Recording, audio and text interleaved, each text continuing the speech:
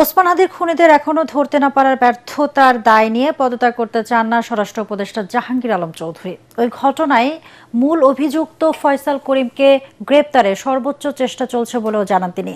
স্বরাষ্ট্র উপদেষ্টা জানান, ওসমান হাদির হত্যার ঘটনায় এখন পর্যন্ত 10 জনকে গ্রেপ্তার হয়েছে।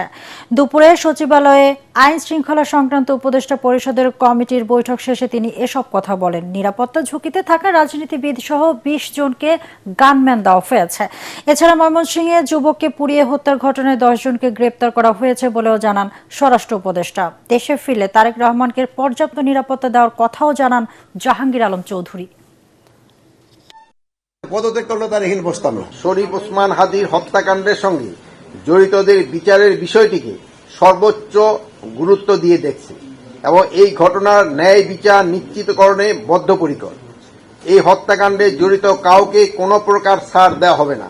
আমাদের যে ইন্টেলিজেন্স অর্গানাইজেশনগুলি আছে, ডিজিএফআই, এনএসআই এবং এসবি, তারা নিজেরা বসে একটা কারা কারা ভালনারেবল তাদের একটা লিস্টও করা হয়েছে এবং তাদের হাত এই গানম্যান দেওয়া হয়েছে। অনেক আবার অবশ্য গানম্যান নিতে চায়।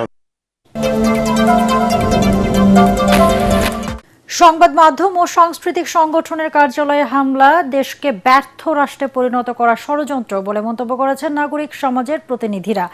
এখন আর প্রতিবাদ মানববন্ধন নয়, অপশক্তিকে রুখে দিতে সরাসরি আন্দোলনে নামার তাগিদ দিয়েছেন তারা। রাজধানীর একটি হোটেলে সংবাদ সম্মেলনে পত্রিকার সম্পাদক, রাজনীতিবিদ ও বিশিষ্টজনরা বলেন, সব অপচেষ্টা ব্যর্থ করে দিয়ে সরকারকে তাদের সক্ষমতার প্রমাণ দিতে হবে। মিজান শাহজাহানের রিপোর্ট। প্রথম আলো, ডেইলি স্টার, ছায়ানট ও উদীচী কার্যালয়ে হামলার প্রতিবাদ জানাতেই এই যৌথ সংবাদ সম্মেলন করে পত্রিকা মালিকদের সংগঠন নোয়াপ ও সম্পাদক পরিষদ। এ সময় সংহতি জানিয়ে বক্তব্য রাখেন শিক্ষক, সাংবাদিক, রাজনীতিবিদ, বুদ্ধিজীবী, ব্যবসায়ী, মানবাধিকার ও সংস্কৃতি কর্মীরা। তারা চেয়েছেন মধ্যযুগীয় কায়দায় আগুন, চারপাশ থেকে আগুন লাগিয়ে যাদের সঙ্গে তাদের মতান্তর তৈরি হয় তাদেরকে পুড়িয়ে হত্যা করা। অনির্বাচিত সরকারের শাসন করার যোগ্যতা, ক্ষমতা থাকে ততক্ষণ যখন তার নৈতিক বৈধতা থাকে। এই ঘটনার ভিতর দিয়ে বর্তমান সরকার তার নৈতিক বৈধতা অনেক ক্ষেত্রেই হ্রাস করে ফেলেছে। আমার সরকারের কাছে প্রশ্ন, আজকে কিন্তু বাংলাদেশের মানুষের নিরাপত্তার প্রশ্ন, জাতীয় নিরাপত্তার প্রশ্ন।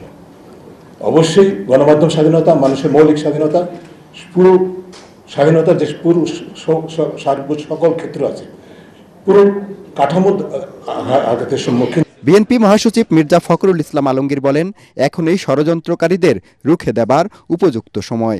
একাত্মতা ঘোষণা করা নয়, মানববন্ধন করে সংহতি প্রকাশ করা নয়, আজকে সর্বক্ষেত্রে সর্বশক্তি নিয়ে আপনারা যারা বাংলাদেশকে ভালোবাসেন তারা সবাই ঐক্যবদ্ধ হন। এই অপশক্তিকে রুখে দিতে হবে। এনসিপির আহ্বায়ক নাহিদ ইসলাম বলেন, সংবাদ মাধ্যমের উপর হামলার উস্কানিদাতাদের বিরুদ্ধে ব্যবস্থা নিতে হবে। সরকারের ভিতরে একটা অংশের এখানে সংশ্লিষ্টতা রয়েছে। সমাজে এটার পক্ষে সম্মতি তৈরি করা হয়েছিল অনেকদিন ধরে এবং এটার সাথে রাজনৈতিক ব্যাকআপও আছে। জুলাই গণ অভ্যুত্থানের নামে এই ধরনের কোনো কিছু আমরা বিন্দুমাত্র অ্যালাউ করব না। জামাতের সহকারী সেক্রেটারি জেনারেল এহসান মাহবুব জোবায়ের আশঙ্কা জানান, পতিত সরকার নির্বাচন বানচালে ষড়যন্ত্র করছে। জাতীয় সংসদ নির্বাচনকে ভণ্ডুল করার জন্য, প্রশ্নবিদ্ধ করার জন্য এই ধরনের একটি চক্রান্ত ষড়যন্ত্র হচ্ছে। পতিত স্বৈরাচার তার সমস্ত শক্তি নিয়ে এখনো সক্রিয় আছে। দেশে এবং বিদেশে সব জায়গা থেকে বসেই তারা এই সমস্ত কাজগুলো করছেন। সম্পাদক পরিষদের সাধারণ সম্পাদক ও দৈনিক বণিক বার্তার সম্পাদক দেওয়ান হানিফ মাহমুদের সঞ্চালনায় নোয়াব সভাপতি একে আজাদ বলেন, সংবাদ মাধ্যম ও সাংবাদিকদের নিরাপত্তা জোরদারের দায়িত্ব সরকারকে নিতে হবে। জনাব মাহবুজানাম এখানে আছেন। প্রথম আলোতে প্রথম আগুন দেওয়া হয়, তখন উনি ভেবেছেন যে এরপরে প্রথম ডেইলি স্টারে যাবে। প্রথম আলো আগুনের পরে উনি সরকারের এমন কোনো সংস্থা নাই, এমন কোনো ব্যক্তি নাই যাকে উনি অনুনয় বিনয় করেন নাই যে আপনারা ডেইলি স্টারের সামনে প্রোটেকশন দেন, কিন্তু উনি কোনো সাহায্য সাড়া পাননি। যখন পেয়েছেন পুরার পরে পেয়েছেন। সংবাদ সম্মেলন শেষে কারওয়ান বাজার সার্ক ফরার সামনে মানববন্ধন করেন নাগরিক সমাজের প্রতিনিধিরা। মিজান শাহজাহান, এটিএন বাংলা, ঢাকা। টানা তৃতীয়বার অর্জন করেছে দেশের সেরা সুপার ব্র্যান্ড স্বীকৃতি বসুন্ধরা টিস্যু। প্রথম আলো ডেইলি স্টার কার্যালয়ে হামলার ঘটনায় সরাসরি জড়িত 17 জনকে গ্রেপ্তার করেছে পুলিশ। সিসি ফুটেজ দেখে সবাইকে শনাক্ত করা হয়েছে বলে জানিয়েছেন জেএমপির অতিরিক্ত কমিশনার এসএন মোহাম্মদ নজরুল ইসলাম। দুপুরের জেএমপি মিডিয়া সেন্টারে সংবাদ সম্মেলনে তিনি জানান, গ্রেপ্তার হওয়া সবাই হামলার ঘটনায় সরাসরি জড়িত ছিল। ভিডিও ফুটেজ দেখে এই পর্যন্ত মোট 31 জনকে শনাক্ত করা হয়েছে বলেও জানান তিনি। তবে হামলা না ঠেকানোর ব্যর্থতা নিতে তিনি রাজি নন। পুলিশ রাজি নন। সাংবাদিকদের প্রশ্নের জবাবে ডিএমপির এই কর্মকর্তা বলেন, সহিংসতা এড়াতেই অ্যাকশনে যায়নি পুলিশ। তাদের মূল লক্ষ্য ছিল হতাহত এড়ানো। নগরবাসীকে নিরাপত্তা দিতে ডিএমপি সক্ষম বলেও দাবি করেন নজরুল ইসলাম।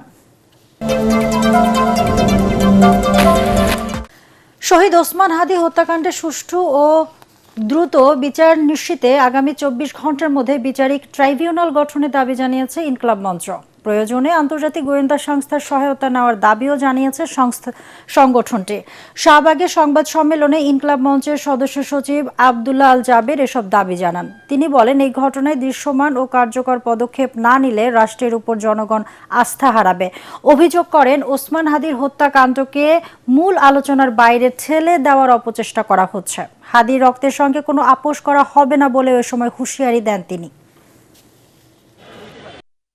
এখন থেকে রাজপথে অবস্থান করবার ঘোষণা দিচ্ছি যে আমরা রাজপথ ছেড়ে যাচ্ছি না। ওসমান হাদির শপথ, তার রক্তের শপথ, তার খুনিদের গ্রেফতার হওয়া না পর্যন্ত এবং এই খুনিদের পেছনে যারা মদতদাতা রয়েছেন তারা গ্রেফতার না হওয়া পর্যন্ত আমরা রাজপথ ছাড়ছি না।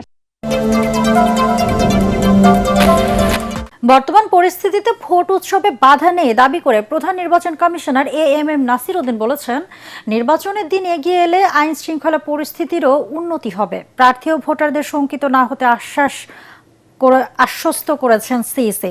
দেশে প্রথমবারের মতো পোস্টাল ভোটিং পদ্ধতি হওয়ায় রেজিস্ট্রেশন প্রক্রিয়ায় কিছুটা সমস্যা হলেও এর কার্যক্রম নিয়ে সন্তুষ্ট নির্বাচন কমিশন। স্বাধীনতার ঘোষক শহীদ রাষ্ট্রপতি জিয়াউর রহমানের পররাষ্ট্রনীতি বহুদলীয় গণতন্ত্র ও গণমাধ্যমের স্বাধীনতা নীতিকে ধারণ করেই বাংলাদেশ এগিয়ে যাবে বলে মন্তব্য করেছেন বিশিষ্টজনরা। প্রেস ইনস্টিটিউট অব বাংলাদেশ পিআইবির উদ্যোগে সাবেক রাষ্ট্রপতি জিয়াউর রহমানের পররাষ্ট্র উন্নয়ন নীতি ও ফারাক্কা চুক্তি নিয়ে প্রকাশিত 3টি বইয়ের প্রকাশনা অনুষ্ঠানে এসব কথা বলেন শিক্ষক, রাজনীতিবিদ, সাংবাদিক সহ বিশিষ্টজনরা। অনুষ্ঠানে বিএনপি মহাসচিব মির্জা ফখরুল ইসলাম আলমগীর বলেন, বাংলাদেশ যখনই জিয়াউর রহমানের দেখানো পথ থেকে সরে গেছে তখনই বিপর্যয়ে পড়েছে। জিয়াউর রহমানের নীতি আদর্শকে ধারণ করেই বিএনপি দেশকে এগিয়ে নেবে।